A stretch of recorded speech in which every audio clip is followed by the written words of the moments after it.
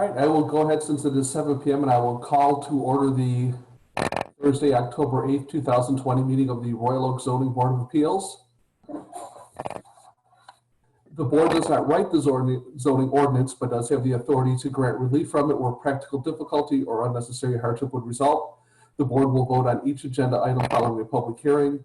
Use variance requests require a minimum of 6 affirmative votes in order to grant the requested variances. Now, non-use variance requests require a minimum of 5 affirmative votes in order to grant the variances.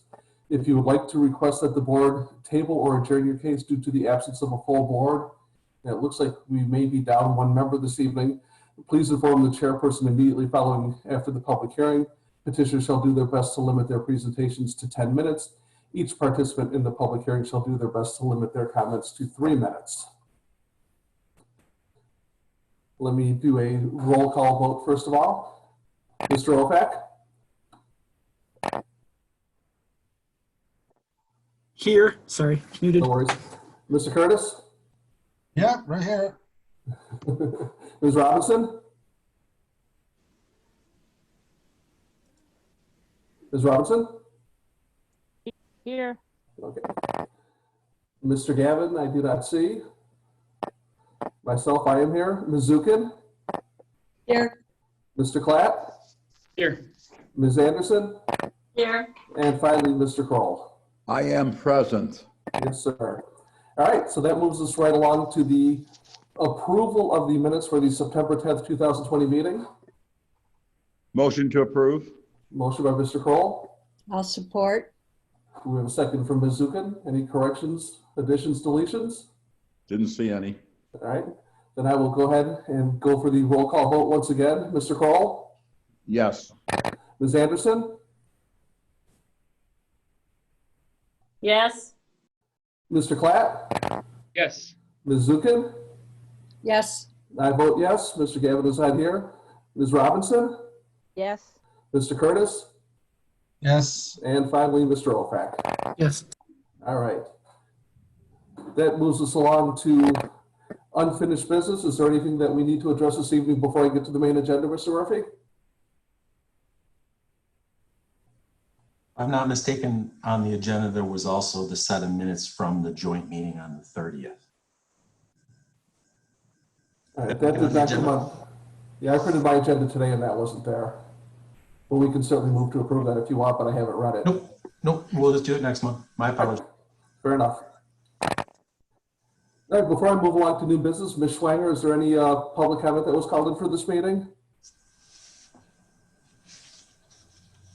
There was, but it is for your second case. There were 3 and they're all for the second case. All right, very good. All right, so that moves us along then to our first item of new business, which is item E1, case number 201023, public hearing on the appeal of Corey Bambrough, petitioner and owner for the following variance. Waive 222 square feet of the maximum permitted gross usable floor area of 3,500 square feet for a single-family dwelling to permit construction of a 1-story rear yard addition to an existing family dwelling located at 305 Mount Vernon Blvd. Mr. Murphy. If I can ask Ms. Schwinger to, oh, there it is, the screen sharing. Now I have that.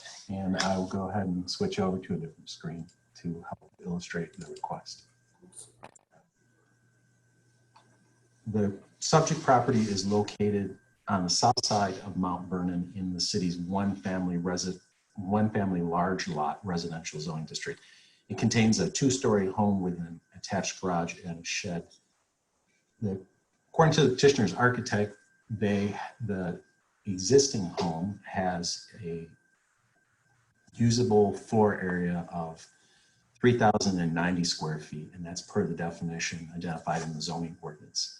And the petitioner is proposing to construct a 1-story addition to the rear of the house, as highlighted in the area that I'm hovering over. That 1-story addition would include 632 square feet of additional floor area, and it would also include a covered portion for a covered porch.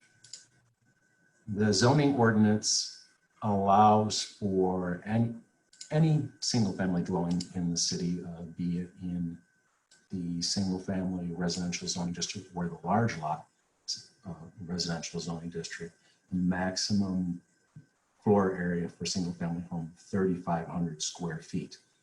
The addition, the existing home is slightly over that according to their calculations, and the addition certainly pushes that further beyond the maximum allowable. So they're in front of you today to seek a variance from that maximum, and they certainly are under the total lot coverage that's allowed for the size of the lot that they do have. They've provided a survey, floor plans, and elevations as well, and I'll reference the elevations for you and for those at home as well. So again, the one-story addition portion of its living space, equal size portion is a covered porch.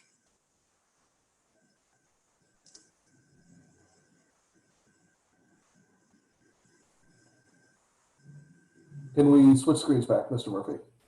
Yes. All right, Mr. Kroll. Yeah, Joseph, what is the square footage of the lot? It never said it, I never read it anywhere.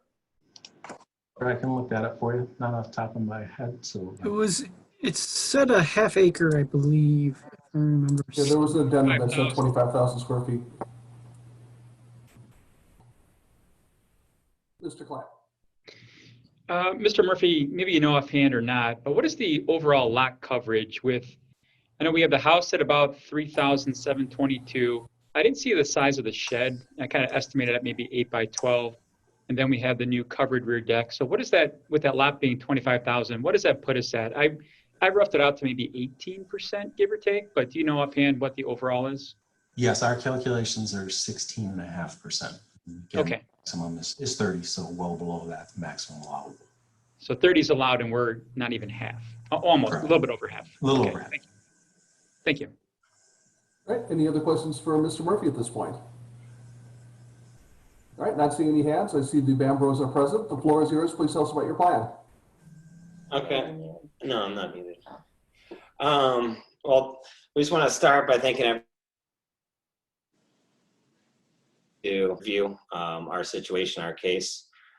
We purchased this home about a year ago, and when we purchased it, we were under the impression and assumption that we were going to be able to build an addition because it really doesn't, the way the house is set up, it doesn't have a family room right now, and the kitchen is quite small. And so that was something we talked about down the line doing. When we purchased the house, we were hopes that we could do that. And then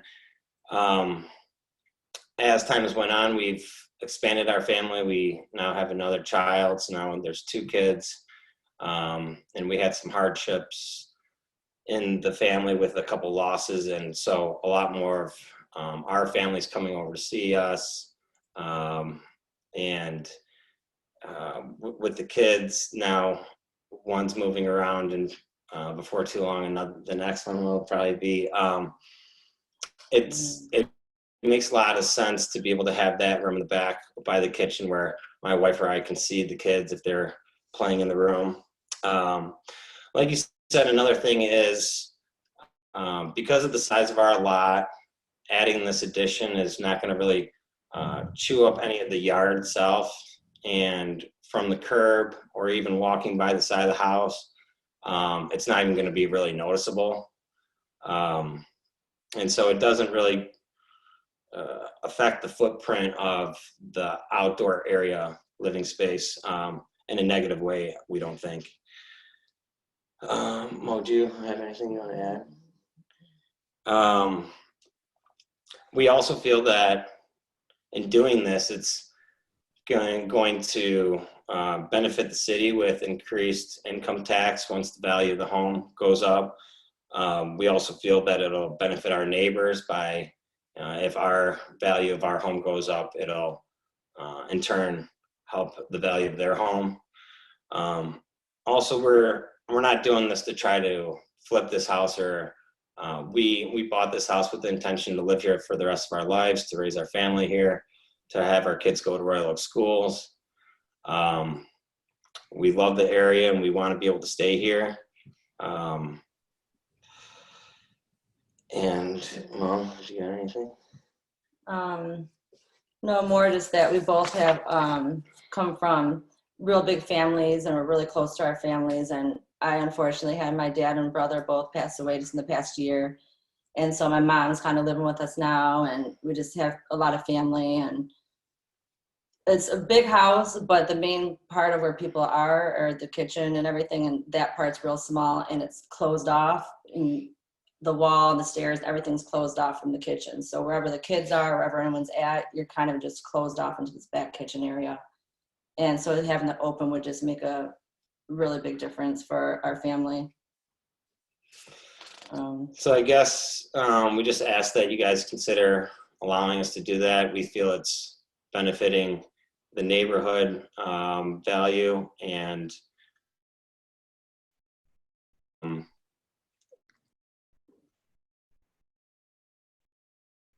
think you may have froze. Let's wait till they come back for you. Those rooms All right, there you go. So with our family. Okay, I see Ms. Anderson raise her hand, ask you two a question. So Ms. Anderson, please. My question is, when you purchased the house last year, it says on the listing ticket that it was 3,074 square feet. Now it's already 3,500 or no, wait, let me think. 30. So you're adding the 600, and that's going to take the other 200 difference. I was trying to get you some more square feet. Sorry about that. I appreciate it. So that's okay. Next question. Mr. Platt. Well, number one, I'm sorry for your loss, but Yeah. number two, did you reach out to your neighbors by any chance, the immediate neighbors that may see this? It may impact them from the rear yard. Yes, Do we they have did. any Both. questions? We did on both sides of our house, on the east and west side of our house. They both, the neighbor on the east side has already done something similar. In the past, they did it like 10 years ago, did a family room, and we kind of are mimicking what they did a little bit. And then they thought it was a great idea. They encouraged it, along with the neighbor to our west. Same thing, thought it was a great idea, thought it would add value to the neighborhood, and they encouraged it as well.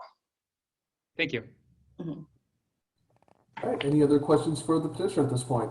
Ms. Zukin.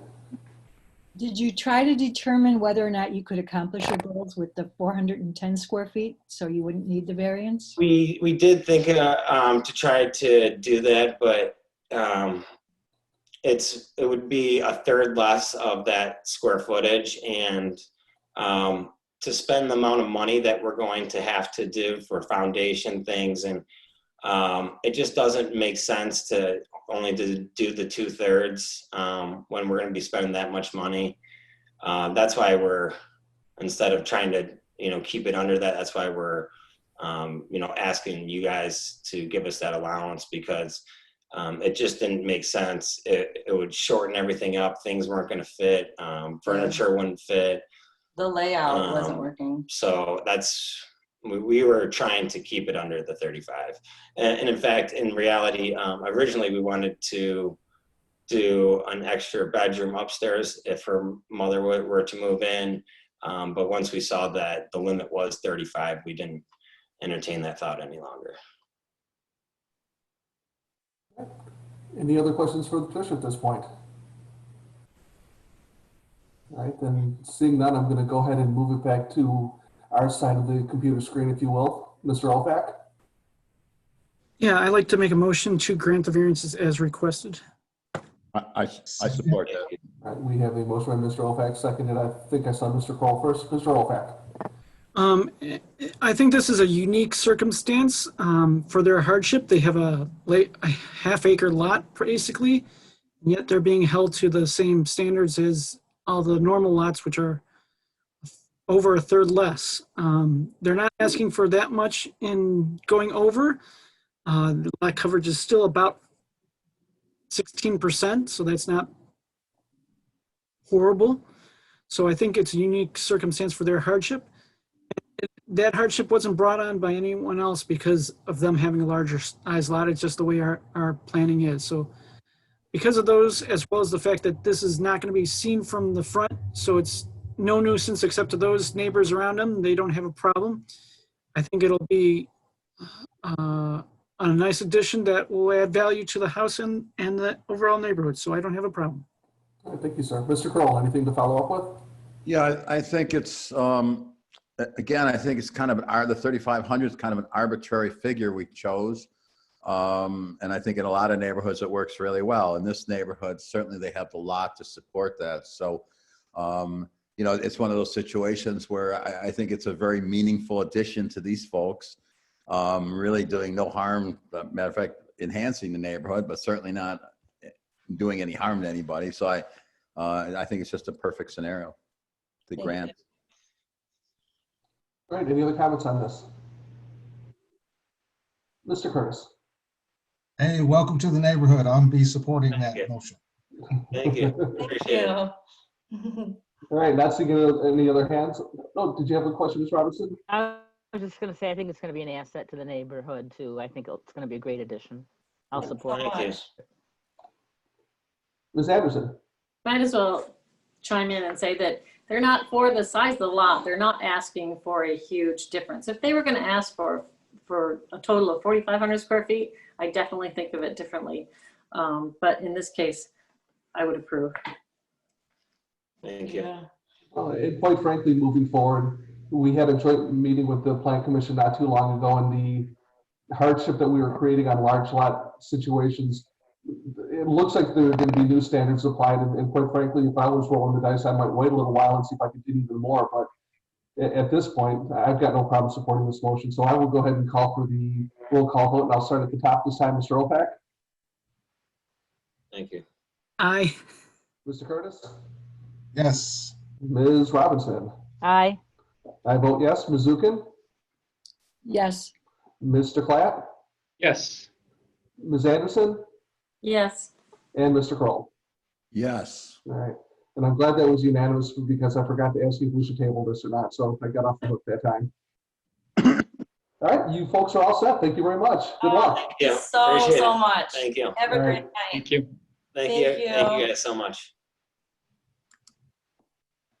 All right. So that moves us along to our second item of business, which is item E2, case number 201024, public hearing on the appeal of Mary Ann and Sam Palazzolo, petitioner, and Louis Domin, owner, for the following variances. A, to waive 8.7 feet of the minimum required 35 south yard rear setback, and B, waive 5.1% from the requirement that an attached garage be no greater than 50% of the total width of the front facade of the structure, to permit construction of a 2.5-story single-family dwelling with a front entry attached garage at the vacant parcel located at, oh, it's on East 4th, but it does actually have the address in the agenda. I just noticed that. So you'll have to clear that up, Mr. Murphy. But before we do this, oh.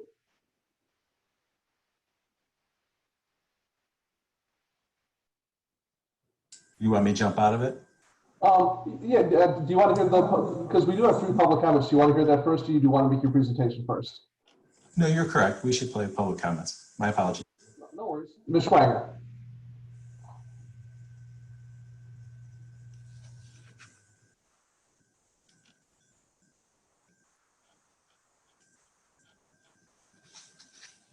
Ms. Schwanger?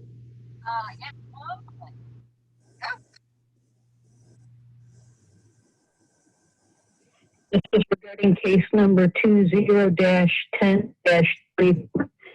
My name is Janet Wilson. I live down the street with the following objections to the variances requested.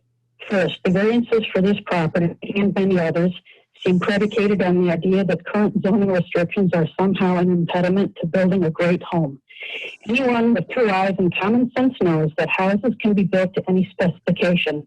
And the idea that there's a so-called hardship simply because an applicant has submitted an oversized design is ridiculous. Inflexibility shouldn't necessitate capitulation. Second, in addition to the variances for the overall footprint of the planned house, this new house appears to be almost 33 feet tall. If memory serves, the largest house on the adjoining property is only 29 feet tall. Visually, this new house will dwarf every house within sight.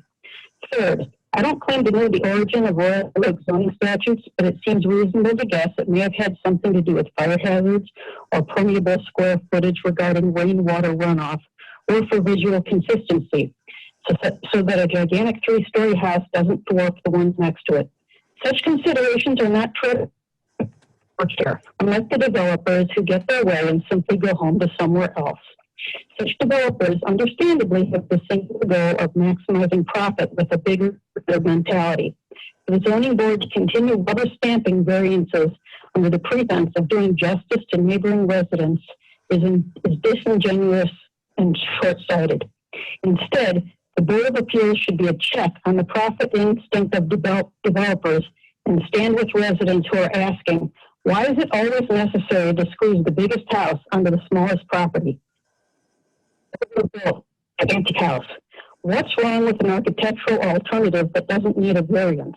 My guess is nothing. It's just plain and simple greed on the part of the builders and those first-in-line beneficiaries who'll see the greatest profit from these disregarded variances. When houses are raised or new lots are developed, those subsequent structures will likely live for generations. There should be an opportunity to harmonize with existing aesthetics and contribute toward a legacy of stewardship and responsibility, not the quick sellout that seems to keep repeating throughout the city. In conclusion, the Board of Appeals should uphold the zoning restrictions as written and seek out developers more willing to work within those parameters. There's nothing wrong with building houses that conform to existing requirements. Thank you. My name is Megan Piskey. I live on 5th Street in Royal Oak. I'm calling about case number 20-10-24 regarding the vacant parcel on East 4th Street, which is on the same block that I live on. The plans just seem monstrous. The building will be 33 feet high. It will not match the rest of the neighborhood at all. It will be just totally squeezed in there. And I think that Royal Oak needs to maintain its character as a suburb where people can walk around on the streets, when not everything is so squeezed together like we're suddenly living in New York City or something like that. I am opposed to the variances. Thank you. Hi, my name is Megan Piskey. I live on 5th Street in Royal Oak. I'm calling about case number. My name is Matt LeBar. I live on East 5th Street, just a few houses away from the house that is being discussed this evening. The case is 20-10-24. I was at the last zone meeting for this house when the owner requested several variances. And he assured us in the neighborhood that he was going to do everything tastefully and it would not be an intrusion visually. And now it looks like there's more variances being requested with a house that I understand is 33 feet tall, 2.5 stories. This is exactly what we were afraid of when the first set of variances went up. And it looks like we're going to have this large monstrosity on 4th Street, just like we were hoping we wouldn't. I hope that these variances will not be allowed and that this large house will not be built.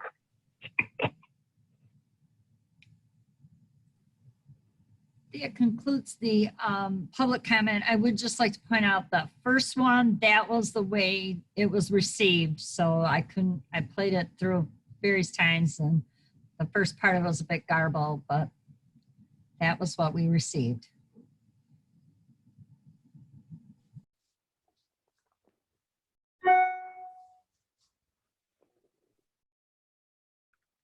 Clyde, you're muted.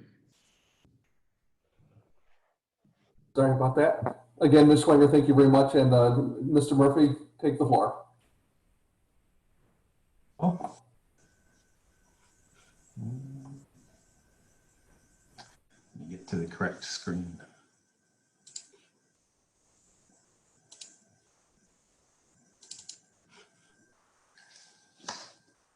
This site is located on the south side of 4th Street, just east of South Alexander.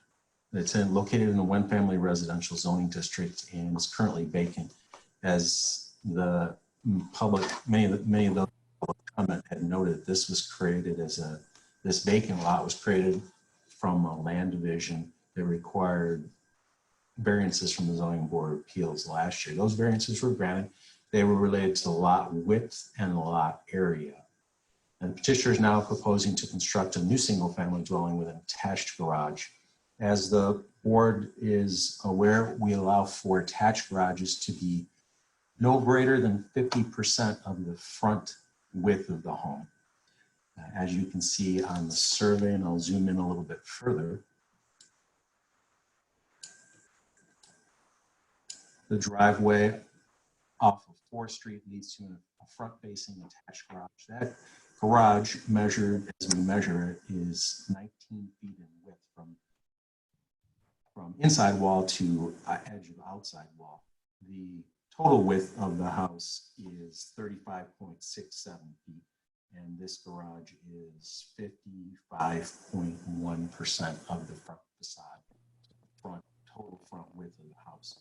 Ordinance only allows 50%, maximum of 50%, so they're seeking a waiver of 5.1%. That comes out to 1.84 feet. Additionally, the house has a rear yard setback, and we measure that to the nearest point of living space, which is the cantilever portion of the floor plan. That measures 26.35 feet. Again, the minimum required is 35, so they're seeking a waiver of that. The survey does note the setbacks of the adjacent homes for a point of reference, but we do require, despite the fact that even the adjacent homes don't appear to meet that standard at all. There was some reference to the height of the structure. That is not a requested variance, and I'll reference the petitioner's elevation to demonstrate how we measured the height of the structure under the ordinance. The side elevation will illustrate that we do not measure it under the ordinance to the peak, but we measure it at the midpoint, which is the peak and the eave. If there are multiple peaks, and this house does have multiple peaks, a peak on the main roof line, this dormer, and a small dormer, this small dormer is illustrated on the elevation here. We're measuring the height. That is the highest midpoint. We'll measure the midpoint from that point to the eave, which is approximately there, and that is just below 30 feet. So the total height of the structure may exceed 30 feet, but technically under the ordinance, it complies with the way that we do measure the height, so it's not a necessary variance. And if the board has any questions, I'm happy to try and answer those for you. Any questions for Mr. Murphy at this point? Just want to say Mr. Murphy's audio is kind of fading at times. It's hard to hear him. I don't know if anybody else had that problem, but. I did, yeah, I did. Yeah, sort of came and went, so. Right. Well, I don't see any questions for Mr. Murphy at this time, so I see the petitioners are present. Folks, the floor is yours. Tell us a little bit about your plan.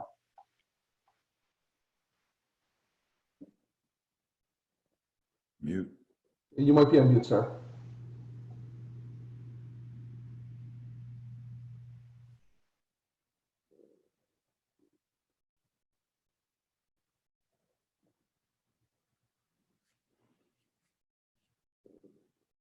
Anybody here? No. Yeah,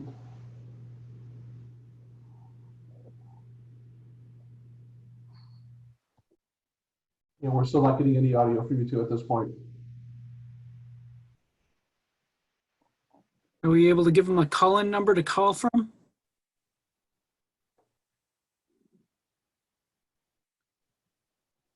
Oh, they're switching laptops. Okay.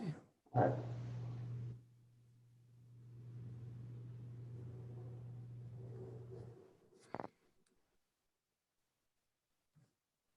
Well, it'll sure be nice when we're sitting at City Hall again. Zooming's getting old. Yeah, it is. Like I'm on 10 Zooms a week right now. You I mean like we Teams. have our laptops in front of us and still zooming to each other? I'm going to burn mine in effigy. Just As long as we don't do what my kids do.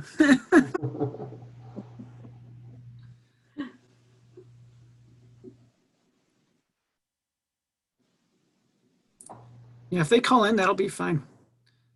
You don't need to see everyone. I think that's what she's doing right now.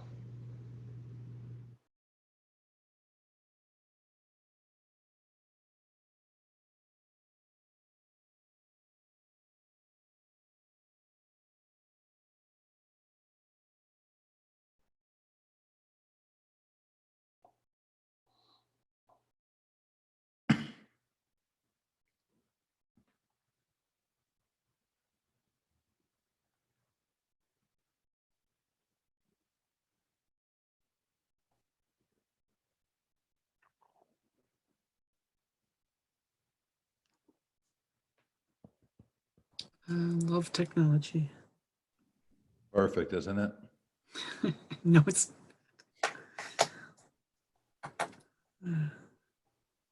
They might be trying to, press the buttons down here where everyone is, and not think about pressing the top of the screen where it gives you those options. It shows that they're not muted, so that must mean it's. I think they've got a microphone issue. I don't think they're on mute. Yeah.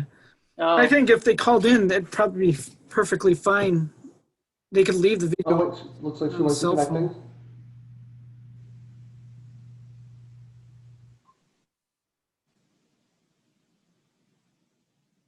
Nope, now they're muted, it says. Yeah.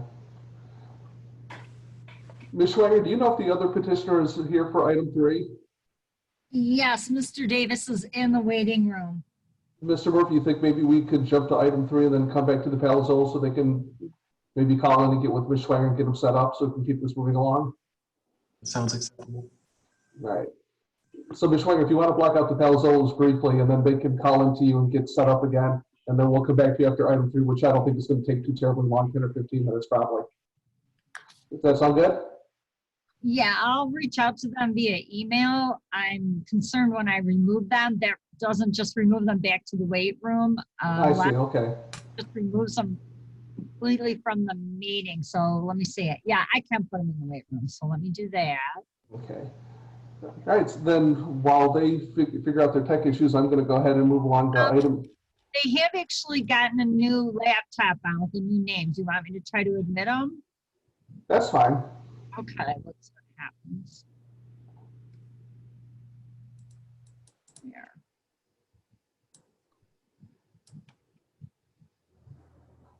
It's obviously just taking them some time to log that computer on. And Mr. Davis can just stay on.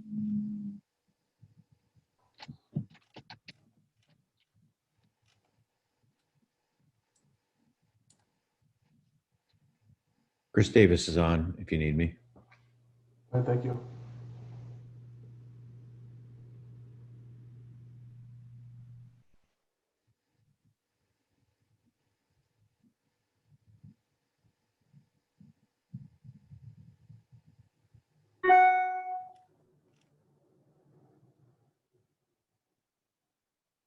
Well, I'm going to make the executive's decision to move along to item E3, and we'll get back to the Palazzolos here in just a couple minutes. Mr. Davis, if you want to turn on your camera so we can see, I'm going to go ahead and move along to your item at this point. And that moves us along to item E3, which is case number 201025, public hearing on the appeal of Kingsbridge Real Estate LLC petitioner owner for the following variance.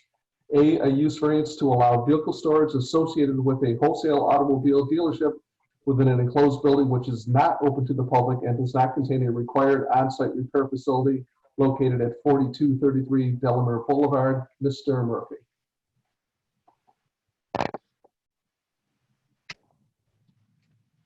And you're on mute, sir. I'm gonna switch over to the shared screen. Yes, sir. Hear me better.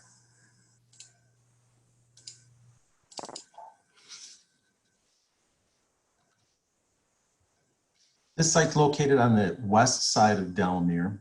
It's in the general industrial zoning district. And the petitioner is proposing to utilize the interior of the building for vehicle storage and ancillary professional office. I'm going to get to a floor plan. Ancillary professional office space associated with a wholesale automobile dealership. The petitioner is applying for what's referred to as a Class W or a wholesale dealership license from the state of Michigan.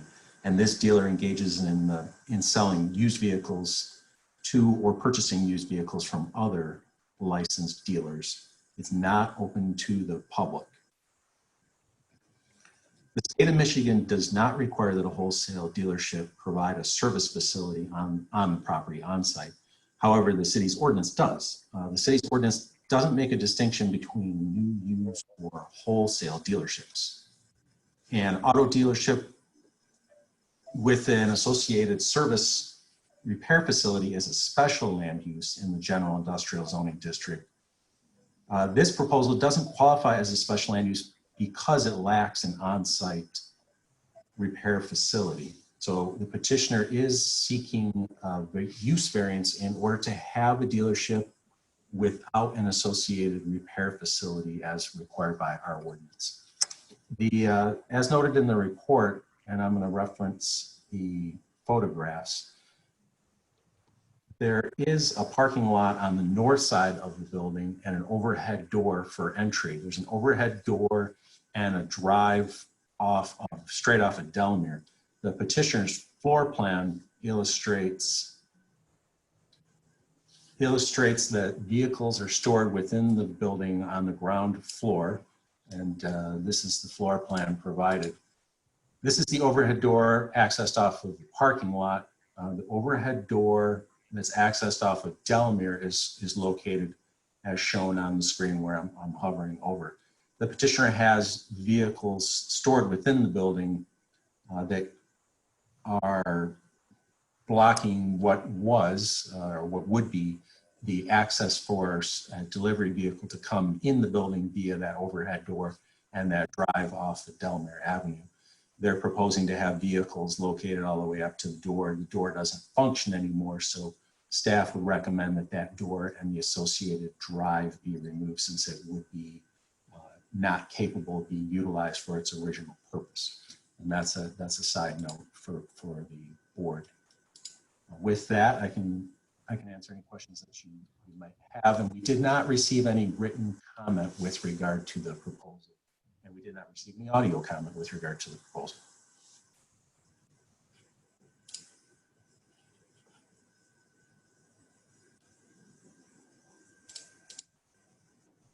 Mr. Chair, you're muted. I'm sorry, you guys. I'm trying to not have background noise here. So, Mr. Murphy, why does the city care if there's on-site repair or not? We didn't make a differentiation as to whether it was new vehicle sales, used vehicle sales, or wholesale.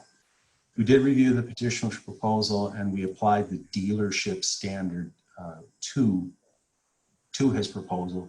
Again, a dealership with an on-site repair facility is a special land use in that particular zoning district. There's a disconnect, if you might want to say, between our ordinance and the state law. Whether that's intentional or not, I'm not aware. Those zoning ordinance provisions arguably came into effect 2001, from what I best recall. It just sounds like we stumbled on a little glitch in the ordinance or what have you. So, all right, any other? I saw a bunch of hands. Who has other questions? I guess everybody had the same question. Mr. Curtis. Yeah, I just want to make sure I clearly understand, Mr. Murphy. Your audio glitched a little in your initial presentation. So the city doesn't distinguish between new, used, and wholesale. And you just said in response to Mr. Espri's question, you're not really sure why. It's just true that they don't. Is that right?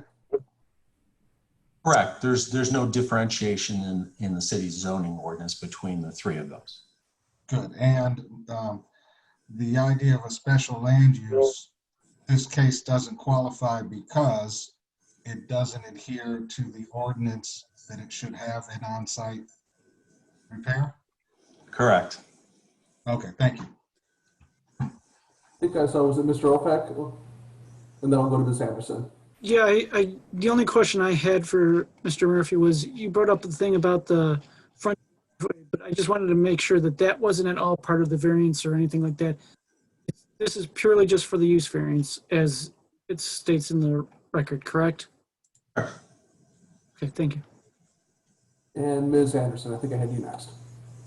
Okay, so Joseph, it says in here, the petitioner will apply for the Class W wholesaler dealership license from the state. Have they? And if we granted this, how would that affect it if they didn't get it?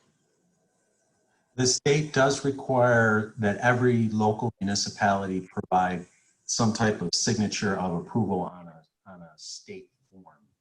We haven't received that form from the petitioner. I know the petitioner has indicated that he's emailed it to me. I haven't received it yet, but if the board does approve the variance tonight, our office would be able to provide that signature of approval on that application to the state. That would also allow them to be able to do in the future potentially new and used vehicle sales as well.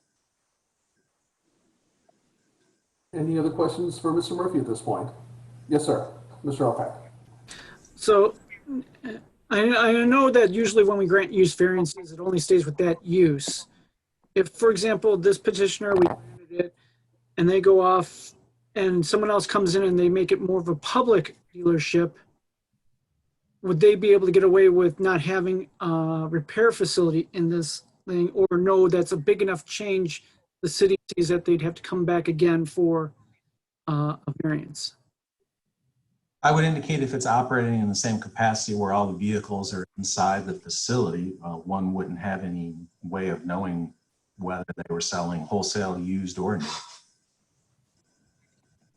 Mr. Kroll. Yeah, I'm somewhat confused. I'm seeing a warehouse full of cars. I recently purchased a car in one of these places in Plymouth, and I looked at a lot of cars in this situation, just a warehouse that was something else at one time and became really a place to hold cars, if nothing else. Do we have anywhere in the city that is allowed, Joseph? If they had an on-site repair facility, service facility, then they would be compliant and they would be able to proceed forward with that approval process. I'm not aware of another wholesaler that wants to keep vehicles on site currently in the city. It's not unusual at all, though, is what I'm saying. No, there are some wholesale dealerships that don't, under the state regulations, they don't have any vehicles stored on their location at all. They may just be an office, and they essentially broker deals between people that want vehicles. They don't actually store vehicles. But this individual is looking to have not only auto storage for us as a separate business, but also to be able to store vehicles associated with the wholesale license. And he can explain that further. Yeah, with that said, I think I'll give the floor to Mr. Davis and he can explain exactly what he's going to do and probably answer our questions. And I'll get to you after him. I'll get to you, Mr. Curtis, after Mr. Davis. Okay, sure. Thank you for your time. I think Joe described correctly. It's really a car storage facility.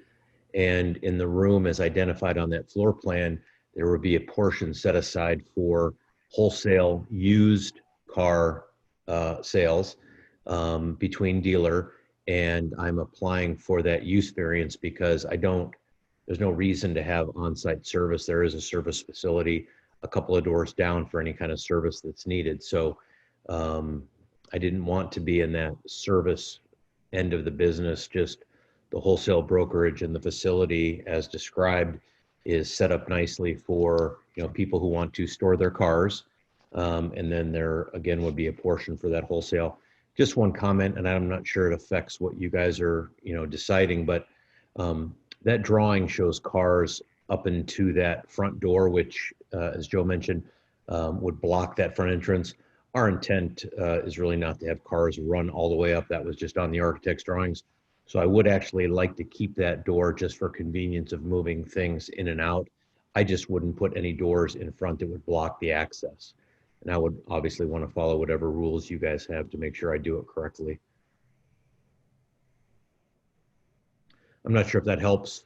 I was going to set up the business up in Pontiac, up at that M1 garage, but I thought because I was trying to do this other project in Royal Oak, it would be logistically, from a business perspective, very easy to do there versus keeping it in Pontiac. Excellent, thank you, sir. I had Mr. Curtis first and then Ms. Anderson. I just wanted to point out, I think we're down a member, right? Yeah, and I was going to get to that before we. Okay. But yeah, Mr. Davis, we are down one member. We can table this till next month in hopes of having a full board, or we can go ahead and vote with the 8 of us. And you would need to carry 5 out of 8. Is that correct, Mr. Murphy? Yeah. So. Well, Yeah, it's 6. Yeah. It's 6 votes because it's use variance. My apologies, use variance. Yeah, 2/3 of the entire board, yeah, would need 6 out of the 8. Okay, my apologies, Mr. Davis. So it's completely up to you. We can wait or we can proceed forward. It's entirely your decision. Let's vote. All right, you got it, sir. Yeah. All right, so I think I had Ms. Anderson in queue, if I'm not mistaken. Yes, so I'm going to ask the petitioner. So we're talking about 2 different types: wholesale cars that you acquire from someplace that you would sell to other dealers, and people who say they had a Mercedes, they wanted to put it stored in the winter and then they store it in there? Or have I got that wrong? Is it all just second wholesale? What you described is exactly right. There would be the larger room would be public kind of high-end car storage. If people want to store their cars, they would store them there. But in addition, I would have a portion of it set up to be the light green area would be the storage for the cars associated with that wholesale business. So the pink would be all kind of like, call it public storage, very secure cameras. People would be able to store their car, bring it in and out as they want. There's other businesses like this, you know, around. It's just that light yellow area would be where I would put cars associated with that wholesale business.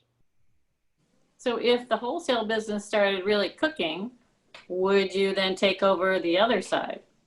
I'm thinking traffic and how many cars are coming and going, and maybe big trailers that are dropping things off from the auction places down in wherever that is, Gibraltar or something, I don't know. Yeah, so no, this would be, I can't imagine it would ever get that big. The primary reason for this building was just high-end storage for people with cars who didn't have the garage space to do it. And so anybody who would have that type of car would want it inside and not in the parking lot. I think that was one of the questions that came up during this process, is would there be anything stored outside? And the answer would be no. So I would honestly limit the size of the business to 4 or 5 cars at any given time that would easily be accommodated in that inside, I think it was light yellowish room. So there would never be a reason to go out into that larger room, and it certainly wouldn't cause issues with, you know, parking or cars or anything else. There might be the occasion, and it's about a half-hour process, where a large auto transport truck might be on the road and they would offload a car, it would drive into the building and that transport truck would leave, but it wouldn't be that frequent. Most of these kinds of cars,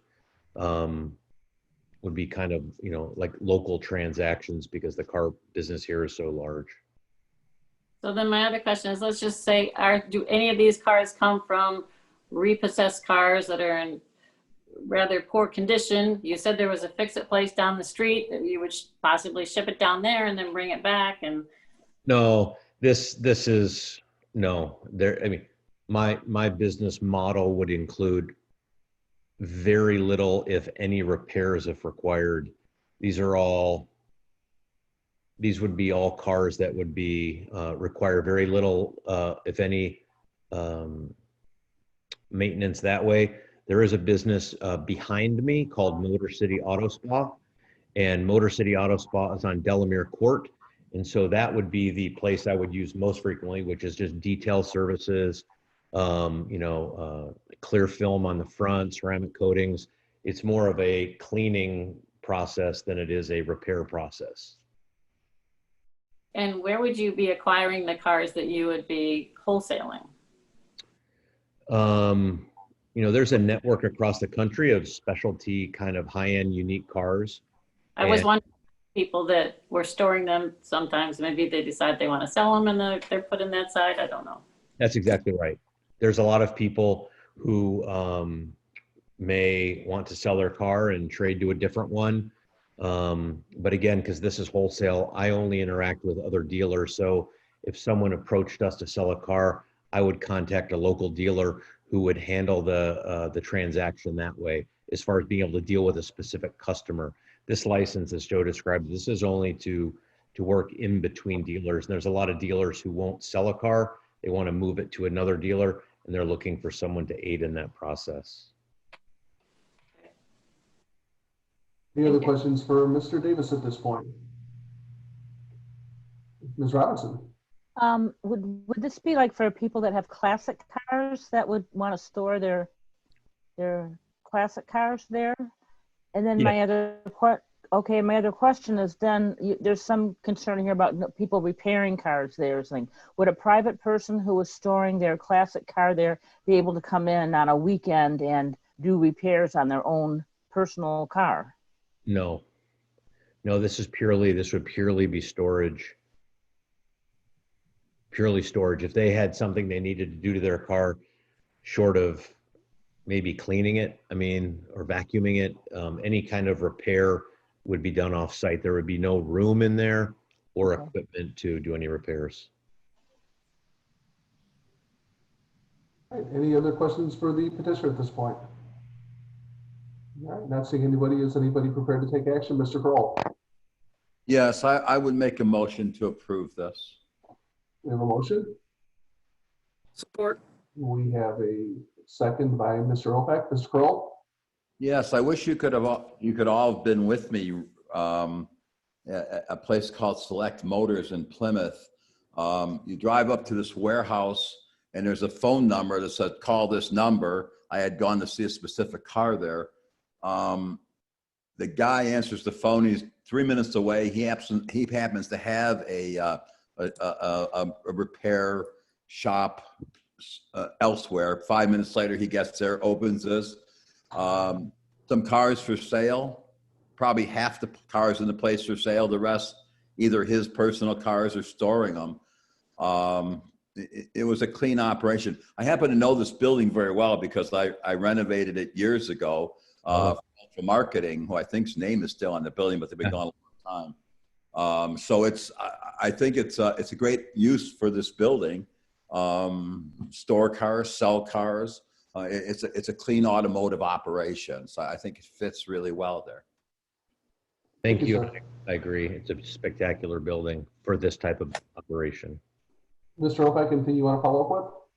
Yeah, I believe, unfortunately, that the petitioner here is coming to the hardships of what the city requires for, which is a little bit different than the state. The use of will preserve the substantial property rights by the other property owners in the same zone. There's not going to be any change really of what's already going on there. He's just using it for storage. It happens to be for cars versus other things. Like I said, he didn't create this hardship. It already was due to the way the city has the use on the zoning for it. And I don't think it's going to change the character of the area by granting this use for this property. So I don't have a problem. Well, that's why we have industrial uses in industrial zone areas. Yep. Mr. Clapp. Yeah, I think it fits the spirit of the zoning district. And like Mr. Ofak said, it won't change the character. And I also appreciate that you're supporting local businesses like the detail shop and the auto house as well. So I appreciate that and I'll be in support. Ms. Anderson. I would be in support if there was some caveat to remove the front door area, because then I think when Joseph was talking about it, he said that was up to the board. If they remove the drive that they're not going to use anyways, it could green space up that front and make it even look nicer, I suppose. All right, any other comments on the motion, Mr. Ofak? All right. All right, that's the other hands, and I'm going to go ahead and call for the roll call vote. I'll start at the bottom this time. Mr. Kroll? Yes. Ms. Anderson? No. Mr. Clapp? Yes. Ms. Zukin? Yes. I vote yes. Ms. Robinson? Ms. Robinson? You're muted. Sorry, yes. Mr. Curtis? Yes. And finally, Mr. Ofak. Yes. All right, motion passes 7-1. You are all set, sir. Thank you very much for your time and looking forward to being in Royal Oak. All right, thank you, sir. Thank you. Thank Welcome. And so we'll go ahead and close that out, and then we will move back to item E2, and I've already forgot exactly where we're at on that. I think we're just waiting for the petitioners to tell us about their plan. So the Palazzolos, the floor is yours. Can you hear me now? Yes. I am sorry about the mix-up. Technology never works when you need it to. Yeah. Anyhow, unfortunately, it gave me too long to think about it some more, so I have more comments. I would have kept it brief, but now I've got a few things I wanted to address, some of the landowners' comments.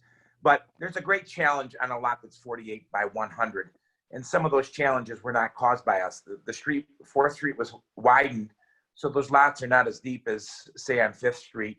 There was 15 feet, I believe, or 20 feet taken away when they added that additional width on 4th Street to add for parking. So those are some of the challenges we have. And one of the concerns we have in today's lifestyle is people want an attached garage. And the smallest 2-car garage you can do is 19 feet. And that's why we need the 1.5 foot variance on the width of the garage. All of the houses essentially, and we have a video we could show, or if you look at the street, along 4th Street, all have a setback of less than 35 feet. I don't mean just the ones on either side of me. I mean essentially the entire block. Just a few doors down at 926 4th Street, there was a new home built within the last, I would say, 7-8 years. And I'm sure, sorry, it's at 902 4th Street. And that house has less than 20 feet in its backyard. And the 3 homes that abut our lot at the vacant lot all have garages that come to the back of the property line abutting us. I wanted to make that clear. We took a great painstake in designing a home we felt would fit in the neighborhood. The height is the normal height of any 2-story home. The dormer that's in there breaks up the 912 roof pitch, but it's no higher than any 2-story colonial with a 912 roof pitch. And we're not asking for a variance on the height. The rear yard is the same as the neighbors on both sides and essentially all along 4th Street. There's a great public safety concern. You know, the houses, we wanted to meet the front yard setback so we could park 2 cars in the driveway so they wouldn't have to be in the street or overlap the sidewalk.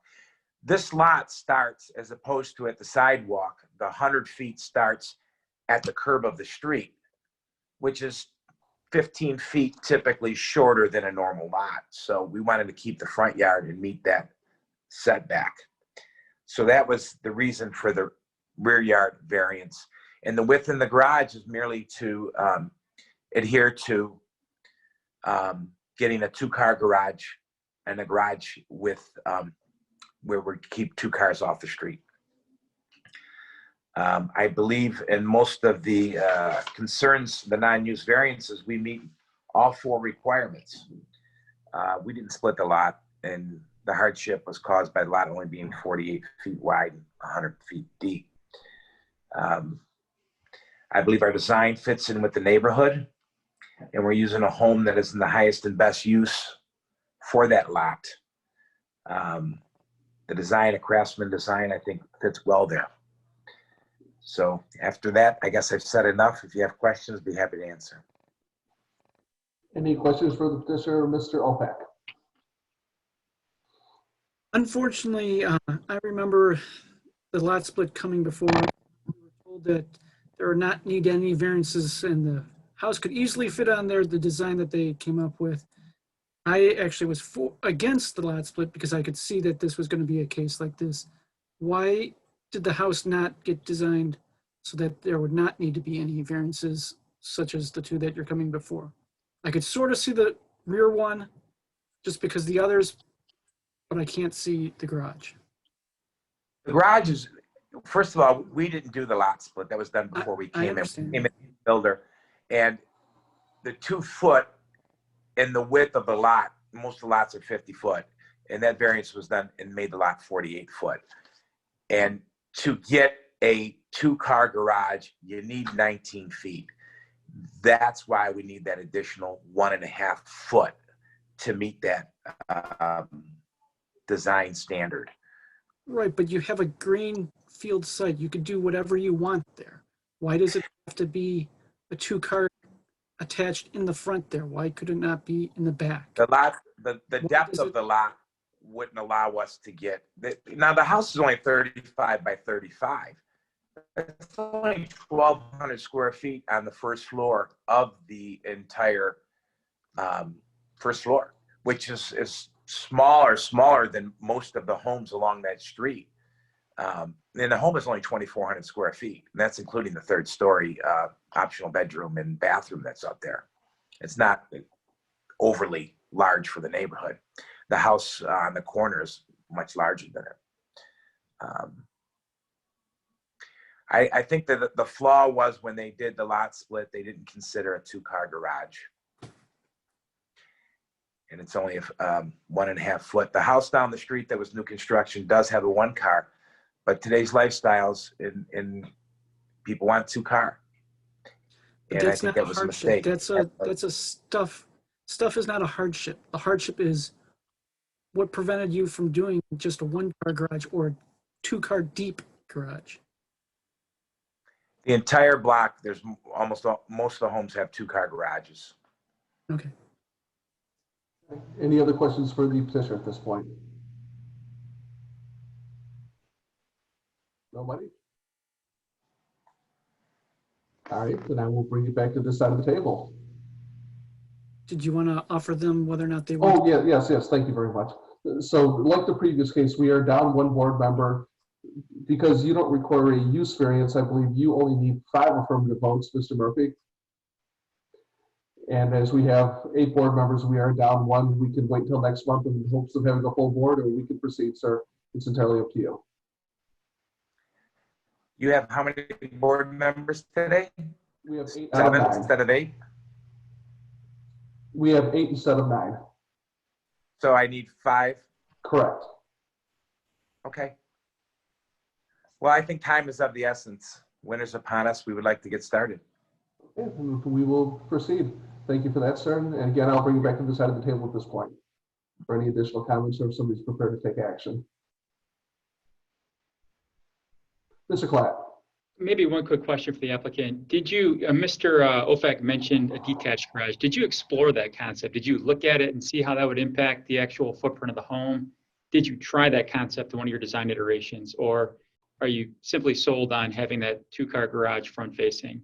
So we did have that conversation at our joint planning commission ZBA session earlier this month, and late last month, and it was in regards to the ordinance standards, trying to minimize the garage placement on the house, trying to make the house more pedestrian friendly. So the standard is there for a reason. So I just want to make sure you did explore other options.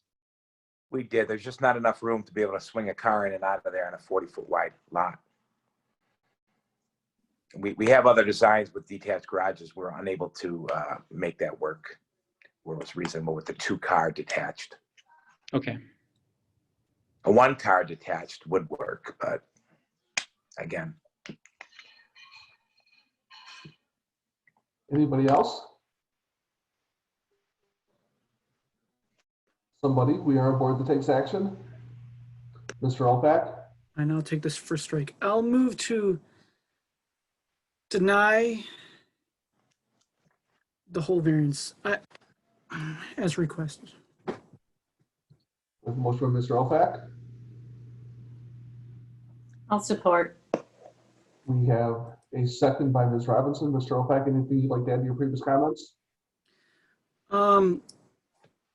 The rear yard setback, I could almost go either way, but definitely the garage, they've presented no hardship that wasn't brought upon themselves. You could easily do it attached. You could do it, look at a 1-car. Yes, ideally for stuff you want to have 2-car, but in this case, the part of the variance, as we learned from the joint thing, is to create a more pedestrian-friendly neighborhood. Having a garage over 50% of the house frontage takes away from that. You're looking more at a garage than a house. So I don't think that it does any substantial justice to the neighboring houses or the property values, and therefore I can't see any reason why to allow that portion to be allowed, to that variance to be granted. I see the city attorney's hand. Yes, sir. I just want to always remind the board to bring back to practical difficulties as opposed to just a hardship. If you could go through the practical difficulties. Thank you. Yep. And there's no practical difficulty with coming up with a design on this that has a garage that either suits 1 or 2, well, maybe, but definitely a 1-car attached or detached. So because of that, I have no problem with denying this variance. Ms. Robinson, do you want to follow up? I'm gonna deny this too, or agree with the denying it. I don't think it's gonna fit in with the flavor of the neighborhood. The garage door, or the garage itself, taking up 50% more of the frontage of the house. It feels to me that they're a small lot.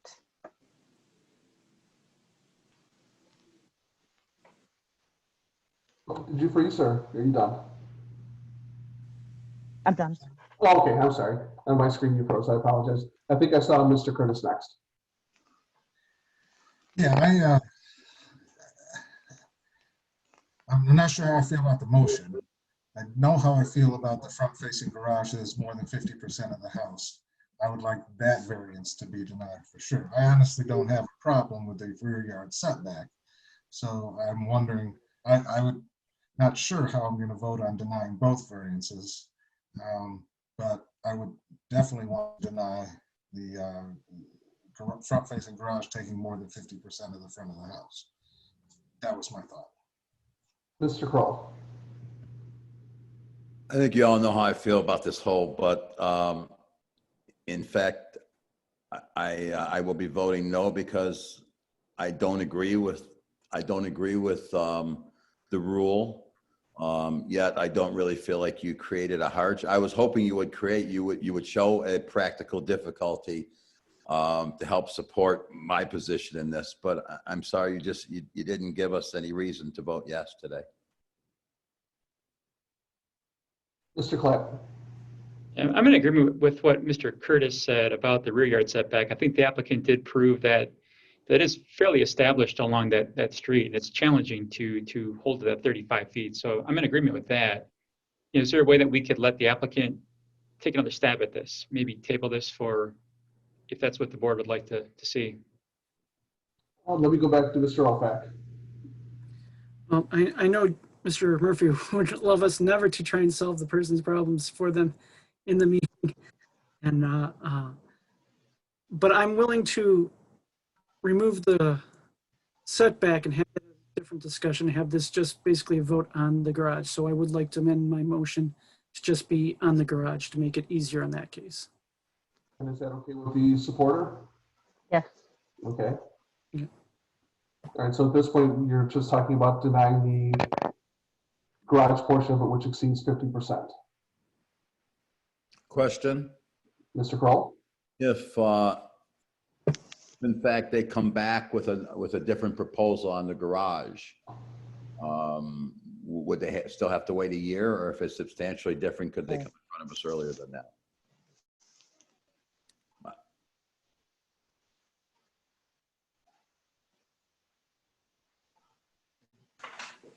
Only a variance of 1.87 feet, so I'm not sure they come back with something that's 1.1 feet or. Well, suppose they made it a one-car garage. Then it would comply and there would be no need for a variance whatsoever. Okay. And so this is where my head is at on this one. Something is going to be built on this property. I think the fact that they're doing a footprint of 1,225 square feet, we're not talking about a lot coverage issue. We're not talking about a square footage issue. They're meeting all the height requirements. And yes, I was part of the group of people that did vote on the garage portion of the variance. But at the same time, I mean, I hear what Mr. Opak is saying, but two-car garages are pretty standard. You know, we bark at people when they want 2.5 and 3 and 4-car garages. And again, I mean, something is going to go on this property. I don't think they're overbuilding it at all. I'm not sure I'm comfortable shooting this down, quite frankly, for 19 inches. I think we may be asking a bit too much of a petitioner, who I think is actually trying to build a property in the grand scheme of things that's pretty reasonable given the hardships that they're facing with the size of the lot. So at this point, I'm not going to be in support of the motion to deny just for that one reason. If anybody else has anything else that they'd like to add. Mr. Kroll? Yeah, I do think it's an awfully good usage of that space. I think what you'll end up with is a usable house. I mean, everybody hates the concept of the garage, but at least 3 people a year knock on my door trying to buy mine. So I don't think it's, I think in my neighborhood, the architecture is so varied that everything fits. And I think that would be true there too. So I think I saw Ms. Anderson next. Well, I'll be supporting the motion to deny because I do believe that there have been avenues that haven't been explored. I was not in favor of the lot split in the first place because I could see what was coming down the pike, and that was meaning we're having more variances and more variances, more variances. It just and it seems like it's a pretty decent size 48 foot.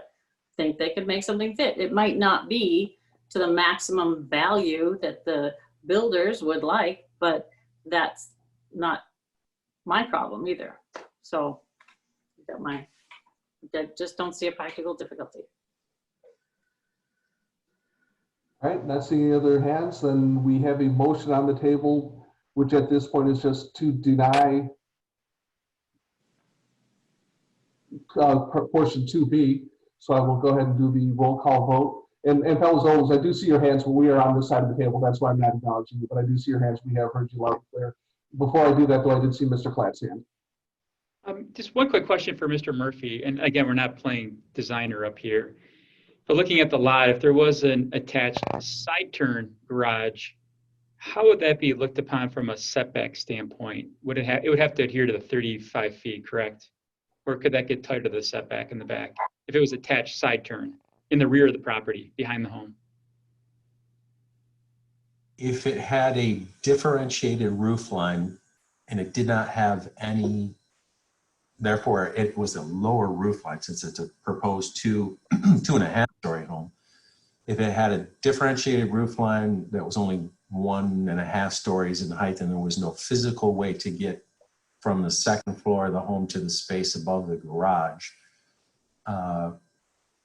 it would be allowed, the garage would be allowed to be within that 35-foot setback, and you would be able to, as you say, turn into it. Whether there's enough distance to then back out comfortably or what have you, I don't know, but you're correct that there's possibility of doing that, yes. I get that it would kill the rear yard. There'd be a little lawn back there, but there is a way to do it without physically drafting this or drawing it or designing it. It looks like there might be a way to do it. Yeah, but obviously we're not going to be designing it here tonight, so. All right, I guess I will go ahead and call for the roll call vote on this one, again, which is to deny 2B. I'll start with Mr. Opak. Aye. Mr. Curtis. Aye. Ms. Robinson. Aye. I vote nay. Ms. Zukin. Yes. Mr. Klatt. Aye. Ms. Anderson. Aye. And Mr. Kroll. I've got to vote aye as well. All right, so I'm sorry, folks, the motion to deny does pass. Mr. Opak? I will move to grant the variance on the rear yard setback. Hang on, I see Mr. Murphy raising an eyebrow, so before I go to you, Mr. Curtis, let me see what Mr. Murphy has to say. I thought that your statement of what the previous motion we were voting on was B, the rear yard setback. No, the motion was on the garage portion to just be that. Mr. Esby might have misstated it when he spoke. No, okay, that's correct. B is the 50 garage. So now we're voting. Now that was denied. Now we're voting on the rear yard setback, which is A. All right, so did you make a motion officially, Mr. Opak? Yes, I made a motion to grant the rear yard setback as requested. All right, does anybody want to support that? Or second, excuse me. Ms. Robinson? Okay, but before I go back to the supporter and the seconder, Paul, Mr. Curtis has been waiting a while, so I'm going to give him the floor for a minute. I'm sorry, do we have a seconded or supported motion on the floor now? We do. Okay. Yeah, well, I wanted to jump in because if they still want to build on this property, they now have to redesign it. Would we be voting on an exact amount of setback?